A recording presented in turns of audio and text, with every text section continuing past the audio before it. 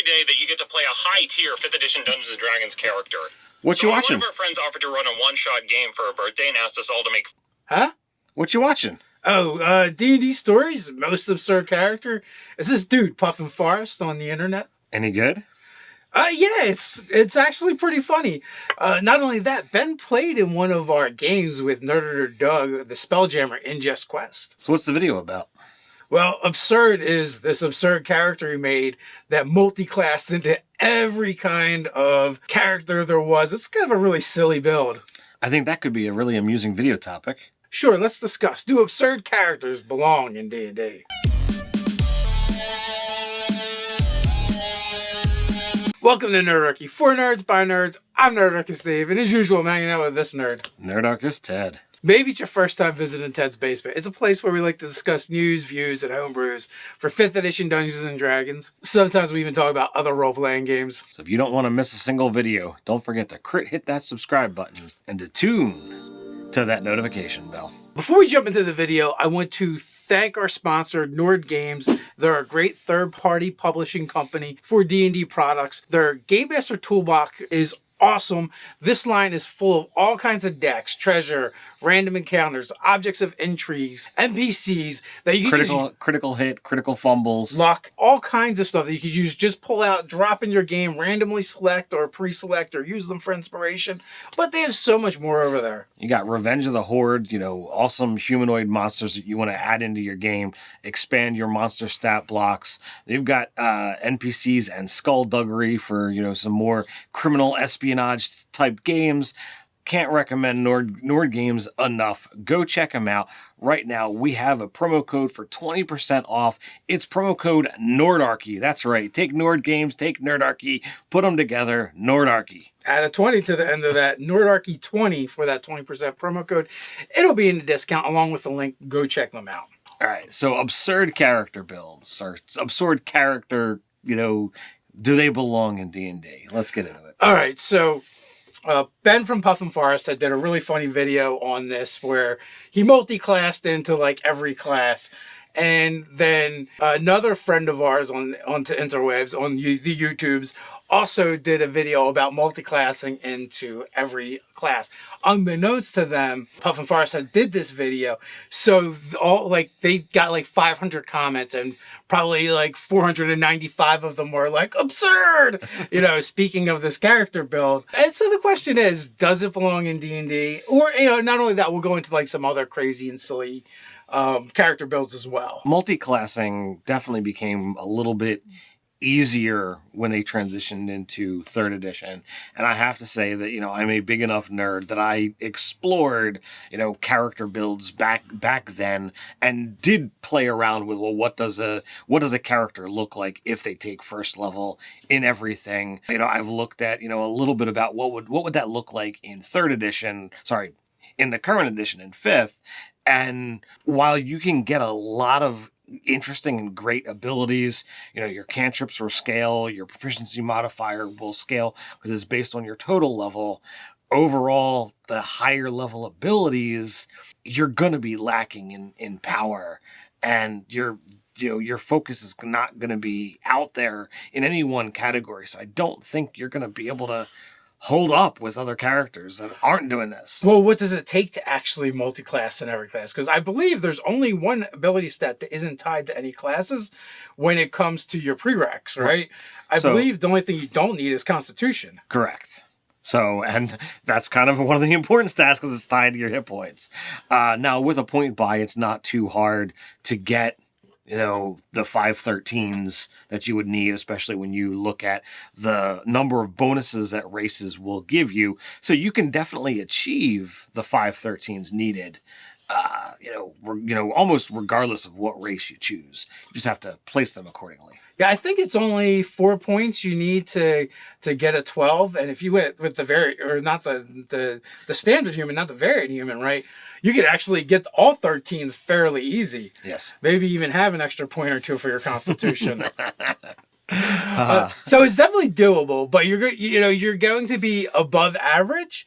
but you're not going to be exceptional at anything just because of the requirement of your stats. Correct. So, like, what that leads into is anything that you're going to do that generates a saving throw with a DC, your DC is going to be lower, subpar, than what your other mechanically superior builds will look like. You will have a lot of abilities. You will have a lot of things that overlap and cross that just are not going to be added. Oh, well, this gives me, martial weapon proficiency. Well, 6 classes are giving me martial weapon proficiencies. What is this going to do for me? Right, or Chuck? extra attack, or a lot of things. Well, I mean, you're not even getting extra attack. Because you're not getting the 5th level. Well, eventually you're going to get levels someplace. You're going to have to put them somewhere. Well, right, but that's after you start getting...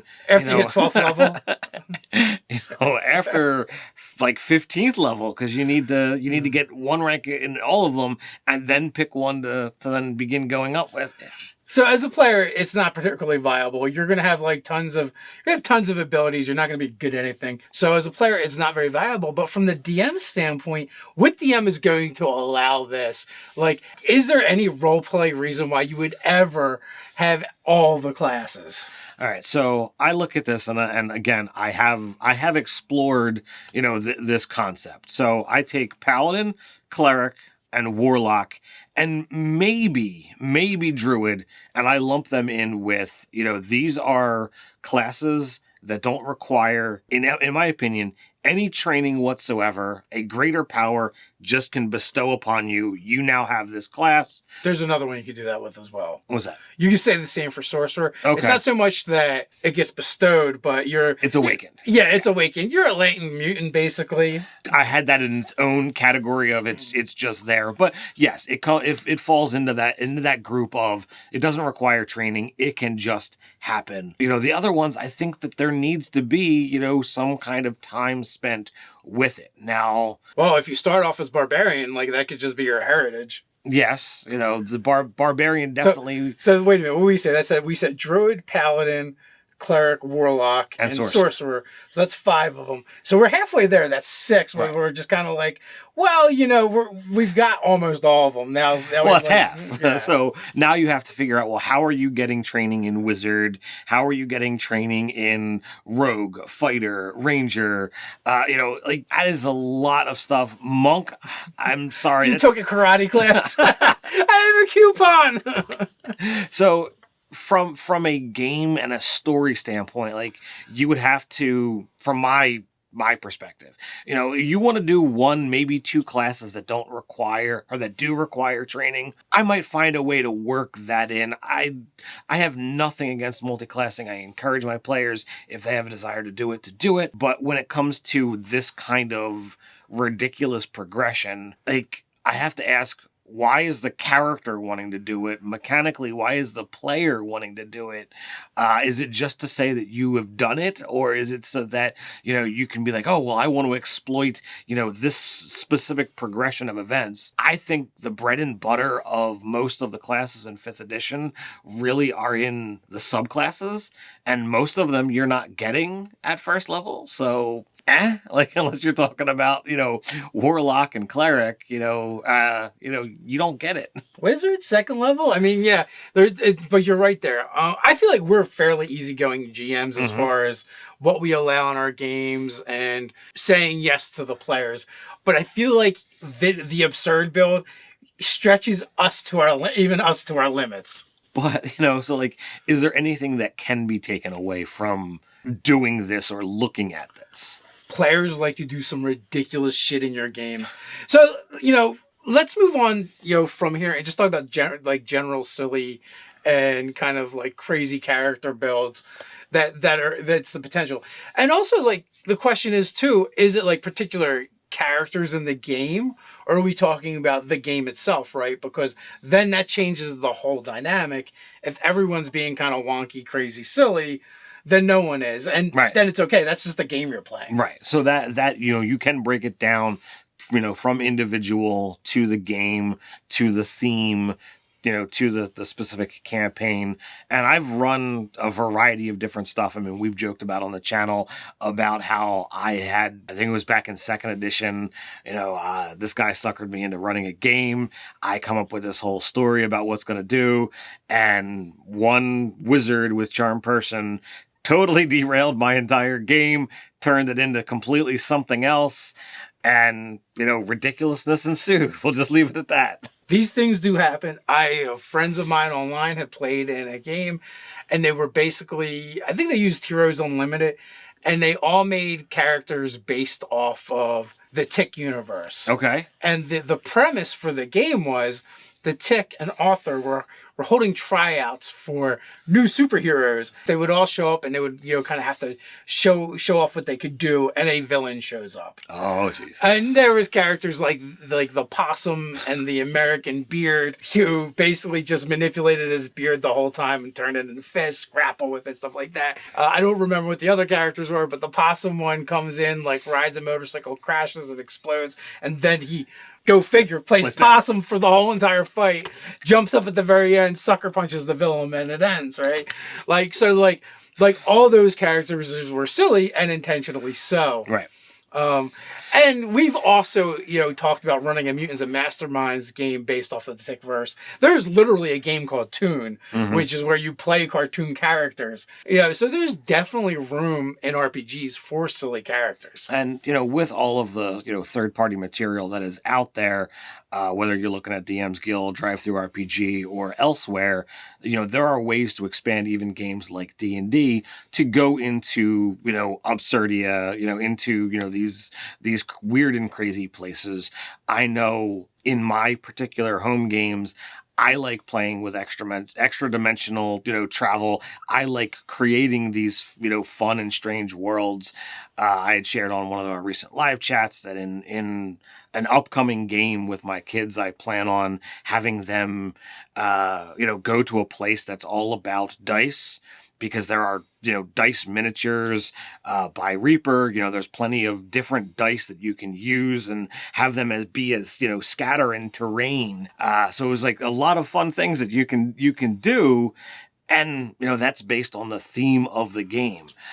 So I think if you're willing to, take these kind of thought patterns and focus fire for a session or 3 before you come back to the real world or back to the, the prime, you can have a lot of fun with it. There's also another way to get absurd with your characters. And that is kind of like the pun/joke character that may be played seriously in game, but has an out-of-game kind of joke or pun to it. Like our Jean-Ric